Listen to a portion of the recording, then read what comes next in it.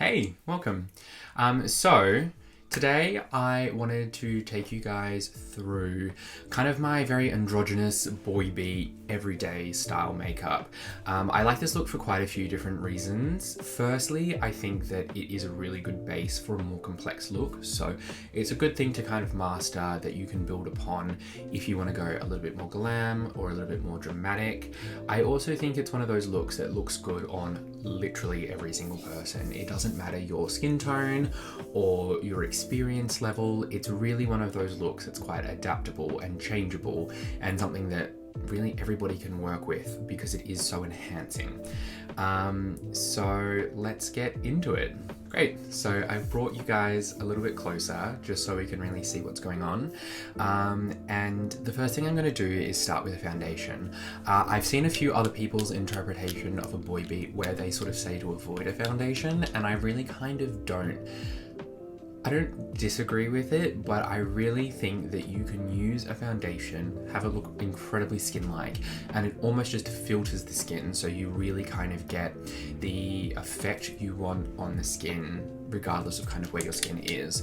So I'm going to be using the Chanel Ultra Le Teint Velvet, which is the reformulation of the Perfection Lumiere Velvet, which has been in my kind of kit and in my staples for such a long time. I'm in the shade BR12, and the reason I've chosen this formula for this kind of look is because it is quite mattifying.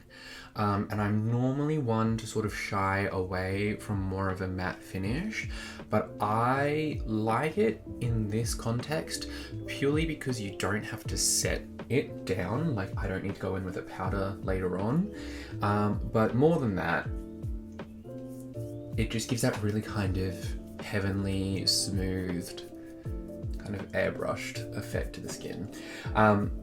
And despite the fact that this is more of a matte foundation, it does still look like really skin-like. It kind of has that life going for it.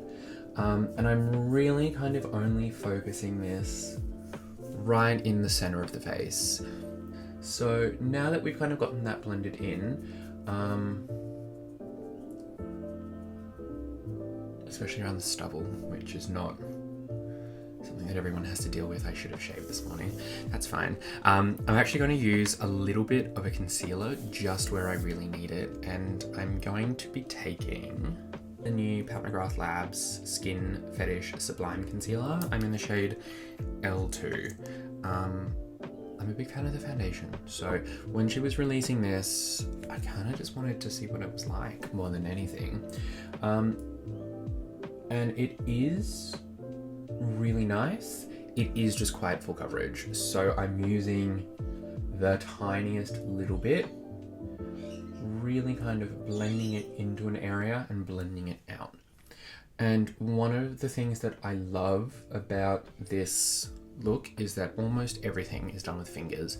I'm going to use like a couple of brushes, but it really is one of those things that brushes are quite optional. The other thing that I am going to be doing is avoiding the eye area. So I do naturally have a little bit of discoloration, especially in that inner corner under my eyes, but I find that it does work with this look. It's one of those things that it kind of just gives you a further little bit of edginess. It adds the androgyny. It just is that natural kind of shadow. So I don't really need to kind of fake it too much with anything else.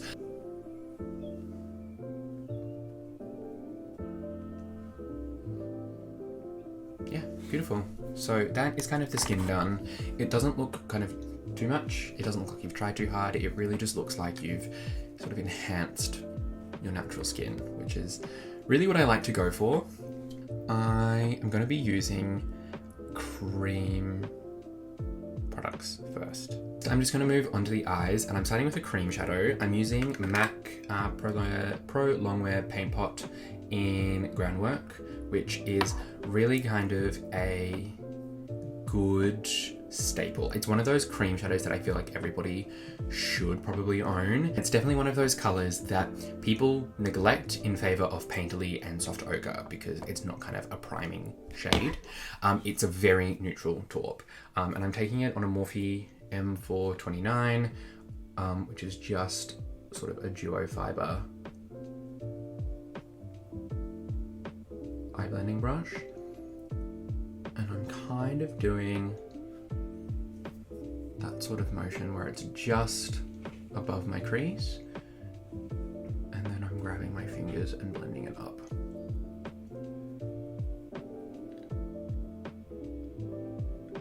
And also just grabbing a little bit on the bottom of the eye and the same thing. Just so we get that really kind of natural shadow and that really natural definition. Cool. And then I do like to use a powder on top of that, more or less just to kind of set it down, just to stop it from moving at all during the kind of throughout the day or whatever I'm doing. And I'm just going to use a contour shade. Actually, I'm going to use the Kevyn Aucoin contour powder in medium. And I'm just using a Sigma E35, which is a big kind of fluffy blending brush. And I'm just going to pick up some of that contour powder on the brush and just tap it off, and then just buff it kind of over the eyelid.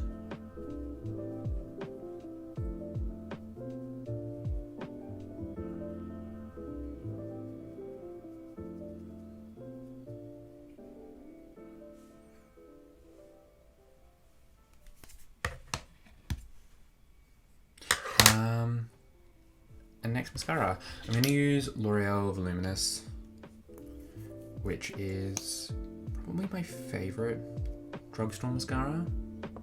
Yeah, it'd be up there. I like L'Oreal mascaras. And I'm just going to kind of get that, work it into the root.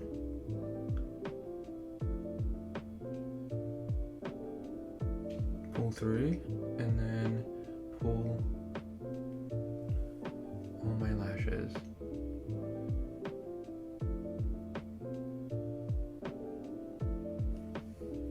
Out, just to elongate the eye while I get mascara all over my lid.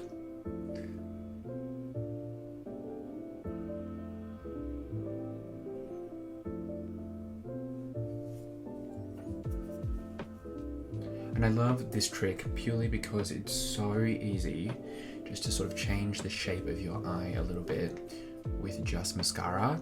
And it's one of those things that if you're only wearing mascara sort of to the office or while you're working from home, you can look like you've really transformed everything with very, very minimal effort. And that's kind of one of my favorite things about makeup.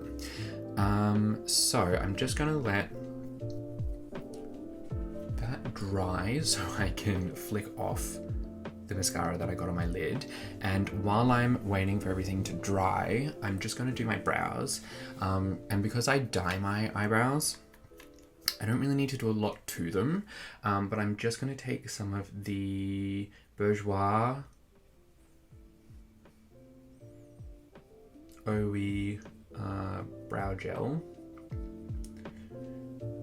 just to kind of groom everything, give it a bit more volume, fluff it up. And if you follow me on Instagram, you know that I love this brow gel. Better. Right, moving back to the face. And one of the things that I think is really defining about more androgynous makeup is the way that you contour it. So I'm going to use the Atelier Face Trace Contour Stick in Biscuit, which is my favorite contour stick. She just absolutely needs to make this in more shades because this is the only tone. However, any kind of contour product that you love will work for this. I do generally recommend creams just because they're a little bit easier to blend. So I'm just going to start to build it up in the hollows of the cheekbones. And I always just like to sort of support the contour a little bit by bringing it slightly up. A little bit on the forehead.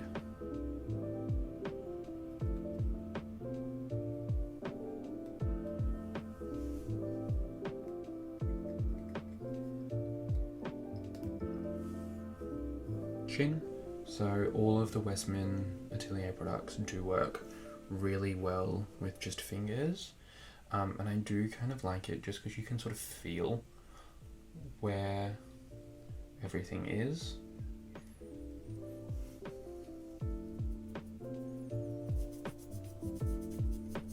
I'm just going to add a little bit of blush to this as well. I'm going to use Glossier Cloud Paint in Storm. And I'm using this because it looks like sunburn on me, and that's kind of exactly what we want. I don't want like a pretty pink. Like, we're looking for quite muted tones. We're trying to look quite androgynous. I'm kind of just going to connect it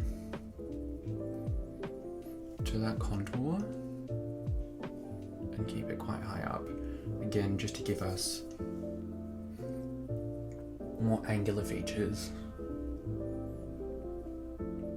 as well as a little bit just sort of on the bridge of the nose. I'm going to use the Kosas Sport lip balm in Rush, which is quite red, but it is matte, so it's a really good option if your lips are a little bit drier, because it is a lip balm. It has hyaluronic acid to really kind of plump up and hydrate the lips. It also has a little bit of that kind of like minty, pepperminty moment, so you do get like an even bigger kind of plumping from that, but it doesn't, again, look too done, and that's really kind of the point of this, is that you want it to look quite undone. But that's kind of the finished look. Really effortless, really beautiful, and just really enhancing, which is exactly how I love to sort of approach makeup. So I hope that you enjoyed this, and I hope that you learned something new. Feel free to follow me on Instagram. It is linked below. And yeah, enjoy.